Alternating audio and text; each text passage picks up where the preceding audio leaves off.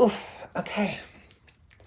Hi everybody, what's up? Welcome back to my channel. If you've never seen my face before, you're gonna start seeing it more. Fucking subscribe. In today's video, I wanted to talk to you about my experiences dating as a transgender, transsexual woman.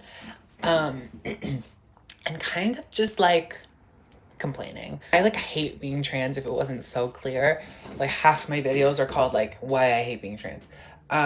It's just like such a shitty experience like so much of the time, and my experience is coming from someone who's so privileged within the community, being like a white trans woman, being a trans woman who has their family and support around them, who's financially supported them and emotionally supported them. That's so much more than like most trans women can say. And it's still like I'm still so deep in the trenches. Like it's just, it's fucked. The world that we live in is fucked. It's like so bad. Basically, I just feel like there's this thing where trans women are so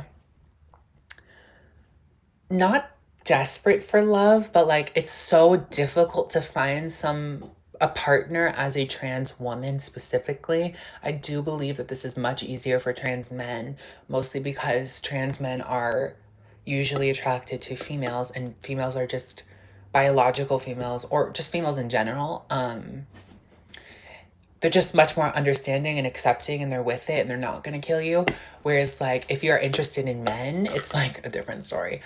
And most trans women are interested in men. So I find that we kind of get ourselves in this cycle where we want to find love and it's just so difficult, and we go through all these different trials and tribulations in order to get where we want to be and find love with somebody, to the point where we start, because that can be exhausting, right? Like I'm 23 years old. I've never been in a serious relationship. Like I've had like situationships, I've had like things that were like damn near close, but like I wouldn't count. Like I've never had someone like sit down and meet my grandma and tell them about me and how much they love me. Like that never happened. Whereas like my both of my cisgender sisters have had that. So it's just like, after a point you get really fed up to where you kind of start lowering your bar, I guess, even unintentionally, just because you know how shitty the dating pool is for a trans woman, and you know how little the pool is for people who are actually attracted to trans people and want to treat them like a normal fucking human being and not just sexualize them. So that we kind of let too much go, I think. And I'm like using this as like we as a trans community, but I'm like low key doing this exact thing right now. Which is why I kind of clocked it and wanted to talk about it, because I know this is like a bigger issue than just me and this boy. But yeah, like for context, I've been off and on with this one guy. His name is, oh, I won't tell you his name because like we might still end up. Literally going on a date with him in like 10 minutes.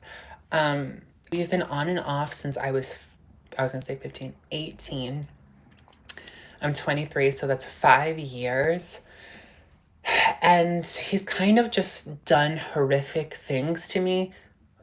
Kind of the whole time, he very much treats me or treated me like a secret. Like we would only kind of like hang out in private, like go hang out in his car and like talk kind of thing. Like not like super public, like not posting each other, nothing like that. And it just kind of gave secret, and this like happened for so long, and like like he kind of like held it like a, he's texting me some bullshit already.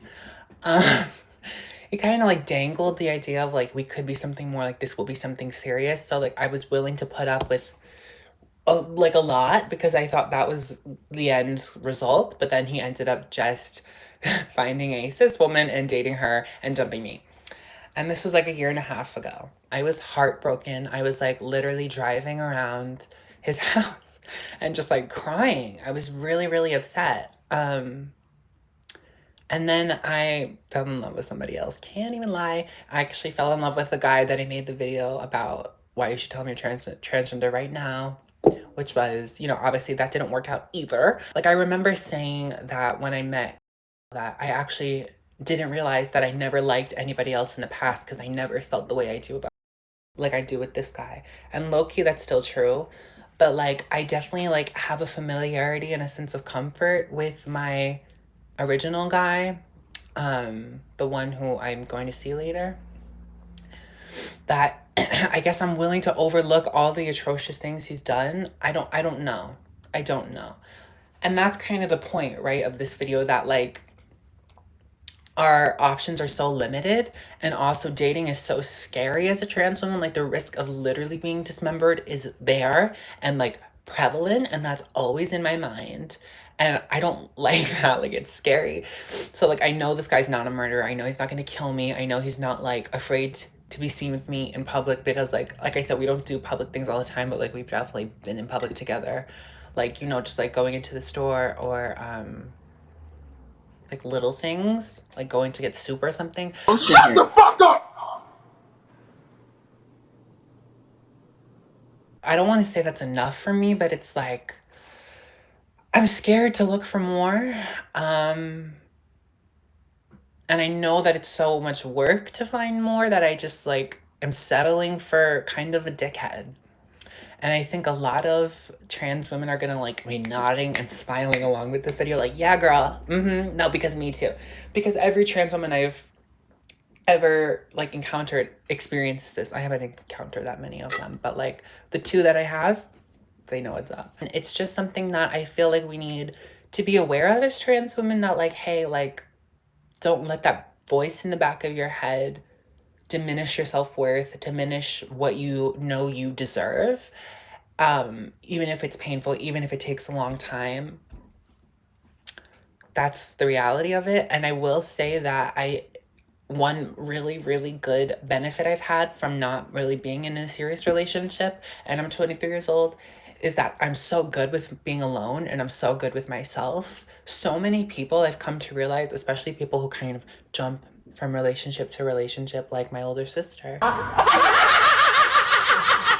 they're not good by themselves. Like the periods in between relationships, or if they can't find anybody, they kind of lose their identity. Like if they're not somebody's person, then they're nobody. Whereas like that's never been the case for me. And I'm really happy about that, because I think that's a really ugly trait to have. And just like putting all your self-worth into being in a relationship. And I definitely was able to avoid that because I have never, you know, had the opportunity to build that kind of mindset, because I haven't been in any long-term relationships. And that's definitely a benefit, and it may not feel like a benefit, but trust me, you'll meet someone who's like that, who really just can't be good on their own, and you'll realize how much of a superpower it is to be comfortable in your own company. And that's something I could definitely say I am well versed in. However, it gets lonely, and I do want someone, I do want a boyfriend, and I do want to be treated with respect. So I don't know. This is not like, I don't have an answer for you. I just wanted to call out this widespread issue that I've seen for your sake and for mine, just to remember like, hey, like, you know, do what you need to do like in the meantime, but big picture, you need to realize that you can't settle, and you can't allow somebody to treat you wrong, because if you allow it, it's just going to continue, and it'll probably only get worse. So you have to take a stand in some way. I'm like saying this as I'm about to go on a date with the guy who fucked me over. Horrible advice, because like, don't listen to me because I can't take my own advice.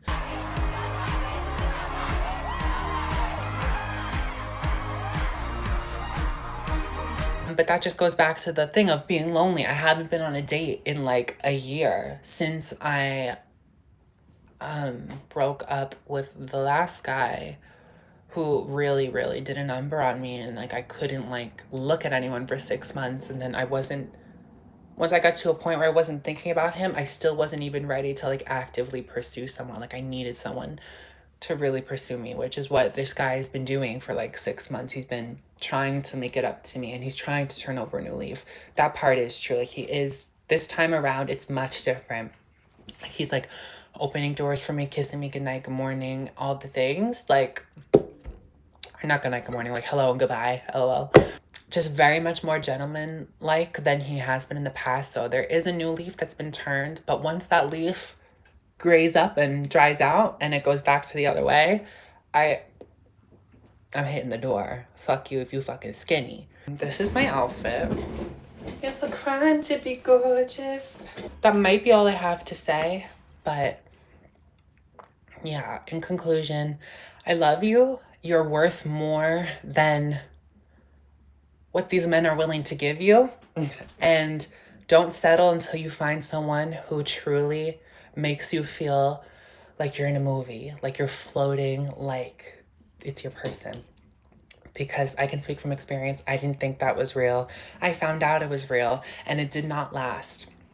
However, I wouldn't change that experience for the world because it opened my eyes to what love and what true intimacy and connection can actually feel like.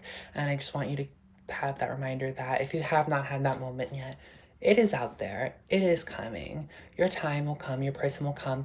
Maybe not for the amount of time that you like or in the way that you were expecting, but they'll be there and you'll get your sign. Love you so much. Thank you for watching my channel and subscribe because transsexuals need to stay together. I mean, there's like 4 of us, so let's all show each other love.